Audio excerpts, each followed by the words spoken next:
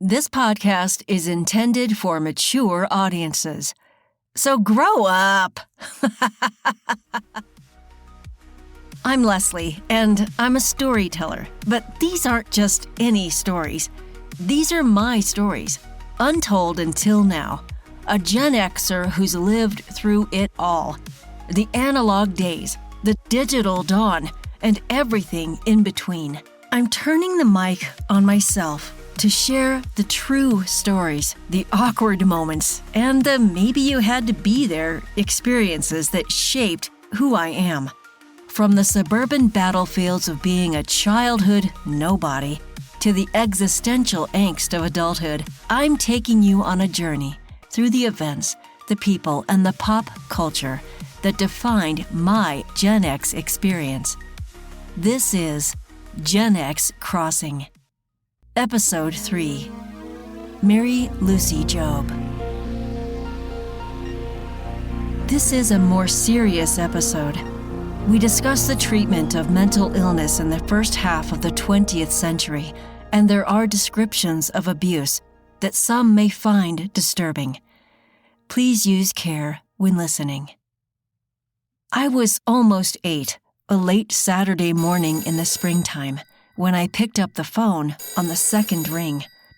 Instantly, I regretted it, as I heard the very deep voice of my Aunt Mary, her words slurred like static over the line. Is Helen home? I knew my sister was going to laugh at me. I'd raced her to the phone, and I won. And now I got the prize, as my dad would say jokingly, when someone would win something that ended up not being what someone would want, kind of like the time he found a rubber band in his soup. In other words, not the prize. I was a sucker. In all fairness, racing to the phone was not unusual when you were a kid in the 1970s.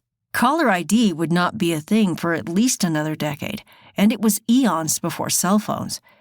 We had yet to even become a 2-line household. It was exciting to find out who was on the other line, to be the first to know.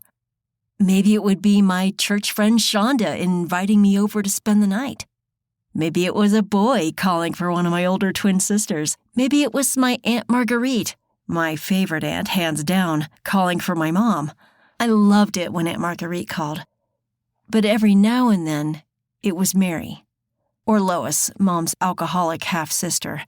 One time, Lois drunkenly dialed and harassed my grandmother so many times in a row that she angrily answered the phone, "Why in the hell don't you leave me alone?" when my mother called to check on her. They laughed it off at the time, but Lois's drunken calls, like Mary's calls, made on the rare occasion she was able to escape attention and get to a phone, would cause this bolt of electricity to shoot through my spine. Total feeling of fight or flight, like panic. So I did the thing any kid does when something is scary. I went to get my mom. "Just a minute," I said sweetly but shakily, and put down the handset next to the cradle on the phone table. Oh, for those of you who don't know, that used to be a piece of furniture that was only for holding a phone and a phone book. Anyway, we had a refined system of notifying my parents in their downstairs bedroom from upstairs that someone was on the phone.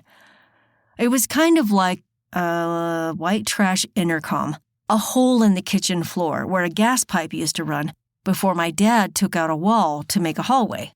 We'd purse our lips into the hole as if that were somehow more sanitary than resting them on the actual floor, and it would sound something like this. "Mom, there's on the phone." That day, no one answered me. No "okay, I'm coming," no appearance. So I got up, walked out of the kitchen, to the landing on our back porch, down the steps to another landing, and down again to the basement door that led to our laundry room, beyond which was my parents' bedroom. As I walked through the laundry area, though, it occurred to me, my mother had heard me. Her lack of response meant I was in trouble. She was waiting for me to come down there. I suddenly remembered we weren't allowed to let Mary speak to Mom, ever. Being the youngest and hoping for, a pass, I guess, I stupidly decided to tell her anyway. "Mom?" I said quietly as I poked my head around the threshold to her room. "Mary's on the phone." My mother was dusting her dresser. She paused, looked up at me with an exasperated sigh, seething. "How many times do I have to tell you kids? Tell her I'm not home." "But I already came to get you and she's waiting." "Then hang up and don't you ever tell her I am here again. Do you understand?" She returned to her dusting, angrily spraying the dresser with copious amounts of Pledge, which sent a fog of lemon-scented mist into the air. I walked away without a word. I did not understand. Not at all. I mulled it over, making my way very slowly back through the laundry room, closing the door quietly and tiptoeing unnecessarily up the stairs to the first landing. I paused. I stalled at the second landing, using the handrails as parallel bars and suspending myself while I thought about what to do. First off, I thought to myself, we're not ever supposed to lie, not ever, because then we would be in trouble, which would be worse than telling the truth in the first place. Second, what had happened that was so bad that we were supposed to hang up on Mary? Rudeness was worse than lying, especially rudeness to a relative. She must have done something really bad, I thought to myself, while simultaneously rehearsing my lie. I knew where she lived. I had been there once. I did remember a lot of locking doors. Was she in prison, like my Uncle James? I made my way back through the kitchen, dread now weighing my steps. I picked up the receiver. "She's not here, Aunt Mary," I said, clearly lying. I wasn't practiced. "Do you want me to give her a message?" I followed up, knowing there'd be no message. A mumble was her only answer. Then I heard someone say to her in the background, "Mary, you've been on the phone long enough. It's time to hang up." The voice faded away, and I heard a click. "Ha, serves you right," my sister Amanda said, pointing at me, mocking my victory-turned-embarrassment about answering the phone. "You never give the phone to Mom if Aunt Mary or Lois call." "I know," I shot back. "I just forgot." I went to the kitchen for some chips, remembering when about 3 years before, I had accompanied my mother on a trip to visit Aunt Mary.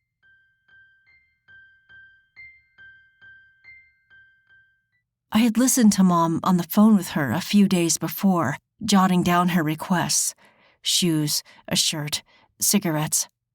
Mom bought the cigarettes at King Soopers that week when she did her shopping. It was a large carton of Cool brand. They really stood out in our cart. "Kissing a smoker's like licking an ashtray," my dad was very fond of saying. We only knew one smoker, my dad's sister Bonnie, and she had to light up in our backyard whenever she visited. He was not happy that my mom wasted the money on those cigarettes. "She needs them," was all my mother said to him, at least in front of me. With a swift flick of her wrist, she snapped open the King Soopers bag, the red logo muted by the brown paper background, and carefully packed each item: a pair of her own old scuffed penny loafers on the bottom, a striped shirt with a small stain on the front, the carton of Cools, and some fruit, bananas, oranges, and one Tab Diet Cola. "Let's go," Mom said to me once the bag was ready. As I climbed up into the front seat of our Dodge Dart and we backed out of the driveway, I tried to picture what Aunt Mary would be like. I'd never met her before. Would she have red hair like Aunt Marguerite, or brown like my mom's? Was she funny and nice? Was she married? Did I have any cousins from her? Maybe she would give me a toy or hand-me-downs from her kids like my Aunt Marguerite did. I watched the sea of cars as my mother navigated through several minutes of stop-and-go traffic on Sheridan Boulevard. As the traffic loosened, then lessened, we wound our way past a sprawling cemetery with identical headstones and around to an entrance of a long drive. We passed several dark red brick buildings, kind of house-like but not homey. Then the road ended and we parked. The building where we parked was much newer than the ones we'd driven past. This one was white brick, several floors tall, with dark, tinted windows. I followed close behind my mother as she pressed a button on a metal box mounted on the brick just beside the glass doors. "Yes," the terse male voice crackled from a speaker. "Helen Wilson to visit Mary Jobe," my mother called back. I jumped at the loud buzz and mechanical clicking noise that followed as Mom pulled open the heavy door. Inside was a check-in window, where a security guard passed a clipboard through a small opening for my mother to sign her name. We were then buzzed in again, this time to the main lobby.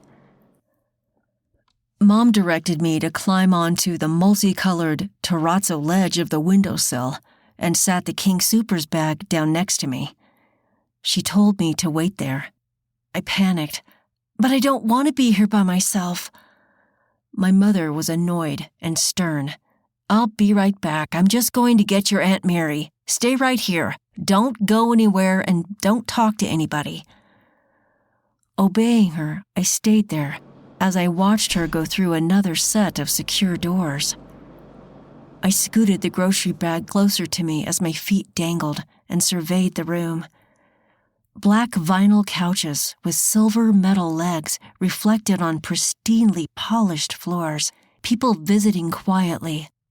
Loud, indistinct voices in the distance, not shouts so much as grunts and muffled words I couldn't quite make out. Out of nowhere, a tall, slender man in an open robe and pale blue pajamas appeared just a few feet away.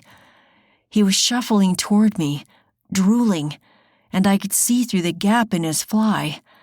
As he moved closer, I closed my eyes tight and plugged my ears, terrified. Even with my ears plugged, I could still hear him. He was asking me something or trying to, but his speech was slowed, muddled. I opened my eyes again when I heard him grunting in objection to being walked away to the other side of the room by a nurse. I kept my ears plugged till I could see my mother working her way back to me, a woman swaying but steadily following close behind her. There was little family resemblance, but her clothes looked familiar. A pair of ill-fitting brown scuffed loafers I recognized as also having once belonged to my mother. Her blue jeans were tight and rode up past her ankles. For a shirt, she wore my mom's old green sweatshirt, the sleeves cut short and fraying. She was taller than my mom, so the clothes fitting the way they did made sense. Her reddish-brown hair was graying and hung just below her ears, framing vacant eyes with puffy dark circles and a mouth void of expression. "Leslie, this is your Aunt Mary," my mother said as I stepped toward her.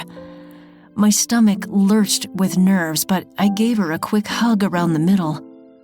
Her arms stayed at her sides as she looked down at me blankly, saying nothing.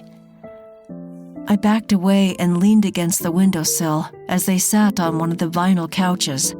Mom carried the conversation, telling Mary their siblings were fine and about how old we kids were now. Mary ate a banana slowly and drank the tab that Mom had packed, watching my mother as she spoke but not responding. When she was finished, Mom took Mary's banana peel and tossed it in the tall metal can nearby, then grabbed the grocery bag. She told me to wait one more time, that she was going to take Mary back to her room. "Bye, Aunt Mary," I said and waved as Mom held her by the elbow and turned her around, leading her to the doors on the other side of the room where they had first emerged. Mom returned quickly, and we left. "Let's get us a little something at Red Barn on the way home," my mother said as we backed out of the parking space. It was a quiet ride, just the sounds of the rumbling of the car, accompanied by the easy-listening AM radio station. Later at Red Barn, we shared a hamburger and fries. I got wrapped up in the fun two teens were having, squirting ketchup packs into a goopy pile on their tray. I laughed as I watched them, while my mother stared out the window, her thoughts far away. Nothing was said about the visit, and I knew even at that tender age not to ask why Mary was there. That same year in the fall, I had my first visit to the dentist. I was kicking my legs nervously while I looked around the waiting room. The dark brown paneled walls were covered with posters, illustrations on how to floss, cartoons of sugar causing cavities, and a photo in black and white. "Mom, is that Aunt Mary?" The subject had similar hair, with heavy bags under their eyes and a sagging face. My mother told me that was a man, so no, it wasn't Mary. I asked her what the words were on the poster. She said the caption was, "Smoking is very glamorous." What does that mean? It's sarcasm. Smoking isn't good for you, so they showed that person to make you not want to smoke. Oh, I said. Then after thinking for a moment, is that why Aunt Mary looks that way?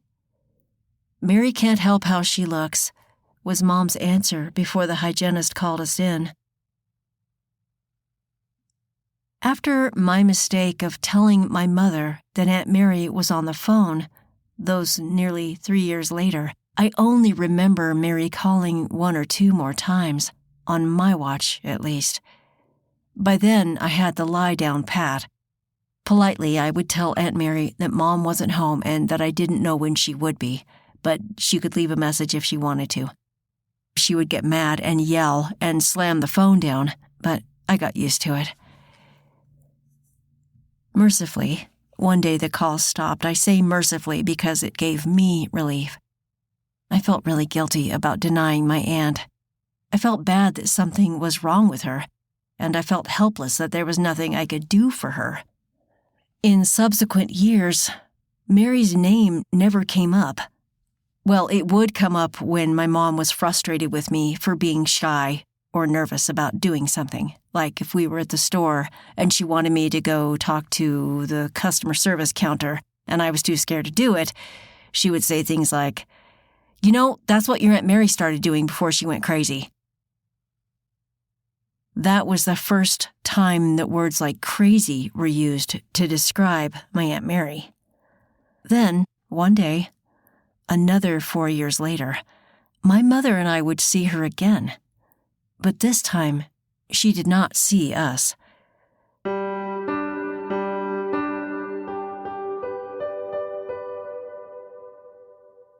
I was almost 12. My mother was trying to spend more one-on-one time with me and my sister, and more often. Movies, McDonald's, museums. It was hard at that age to be alone with her. I felt really awkward, but I didn't want to hurt her feelings. So I was kind of anxious.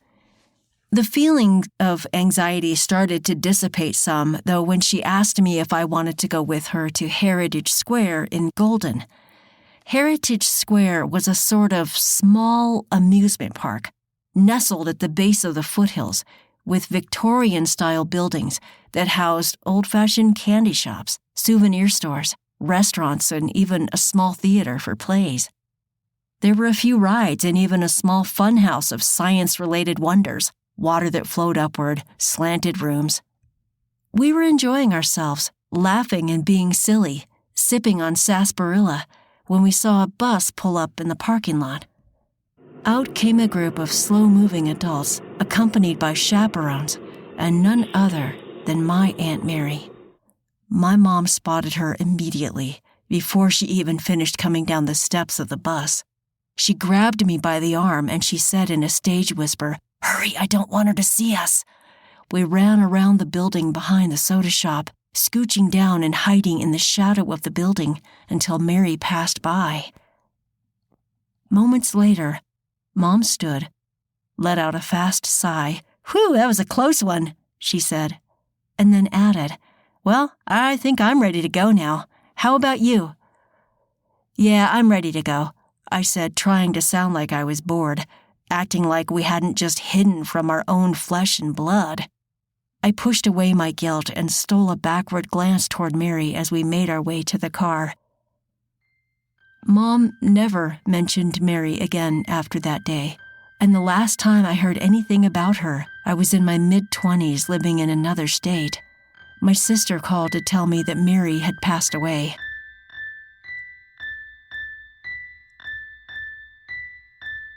I was thrilled just a few years after that, when my Aunt Marguerite and I were again living in the same state, just an hour apart in Tennessee.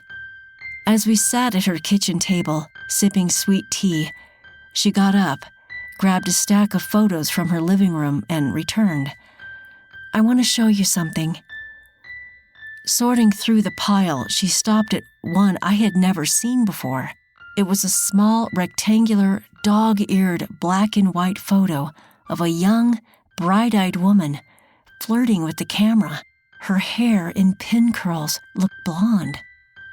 "Who's this?" I asked. "She's beautiful." "She was," agreed my Aunt Marguerite, tilting her head as she admired the image. "That was Mary Lucy, my little sister, your mom's big sister." She smiled to herself. I called her by both names, my little Mary Lucy. "I got to meet her once when I was really little," I offered. "Oh, that would have been at Fort Logan in Denver," she clarified. "That was a mental hospital." I had figured that out over time, but this was the first and only opening to ask. So I asked, "What was wrong with her?" "Oh, your Aunt Mary didn't have a very good life. She was neglected by her mother. She would put her in her playpen under a tree during the day and just put a board on top of it and ignore her. Eventually, Mary would stop asking for love. She would stop crying and just stare up at the sky. And of course, you know about losing our dad when everyone was still pretty young. You know he was murdered, right?" I had not known, but I didn't want to spook her, so I said, "Yeah." "Well, anyway, your grandmother sent your mom and Mary to live with a relative for about a year. I was already grown and married, living in Chicago. No explanation, no communication. I'll bet they were scared to death. When she got to be in her late teens, Mary became really paranoid. She would work for a few weeks, but couldn't manage, and then she would quit. She wouldn't even go back to pick up her paycheck. She never married. Eventually, she was diagnosed as schizophrenic, paranoid schizophrenic. No one could afford to take care of her, so we had to have her declared a ward of the state. That's what you had to do back then. That was why she was at Fort Logan all those years. And during those years, they medicated schizophrenics a lot. They experimented with shock therapy. They really ruined her mind and her body." She paused and hesitated. I had a feeling what she was going to say next was something she never really wanted to tell anybody. "I'm sure your mother never told you this, but Mary was raped by an orderly when she was in there, and they had to do an abortion. It was a terrible life. I'm really sad for her. The only thing she really loved was smoking, and that's what ended up taking her life, lung cancer." I cried softly, overflowing with sadness and rage. How could my grandmother have been so cruel? It wasn't the first story I had heard about her as a mother, but this one was the worst. I only ever knew her as a half-blind, sweet little old lady who loved to sit in her room and sing along to Elvis gospel albums. Now, years after her death, she was sounding like a monster, the instigator of Mary's lifelong battle with mental illness. "Our mother was sick herself. She didn't have a very good life either," she added, as if sensing the complicated nature of my tears. "I want you to know that." Sick, maybe. Evil, probably. From that day on, I have never remembered her the same way.